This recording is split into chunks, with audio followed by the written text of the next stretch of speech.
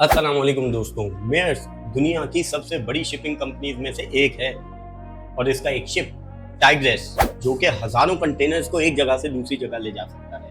मगर 2015 में ये स्ट्रेट ऑफ हॉर्मूज से गुजर रहा था कि ईरानी नेवी ने इसे घेरे में ले लिया। उन्होंने कहा इसे रुकने के लिए, मगर ये नहीं रुका। उसके बाद उन्होंने टेस्ट फायर किए, यानी इसका मतलब ये था कि अगली बार वो इसे हिट कर देंगे। आखिरकार इसने सरेंडर किया और वो टाइग्रेस को पोर्ट सिटी पे ले गए, बंदर अब्बास, जो कि ईरान की पोर्ट सिटी है। उधर इसके क्रू को उतारा जो कि लगभग 24 थे, उनको अरेस्ट किया।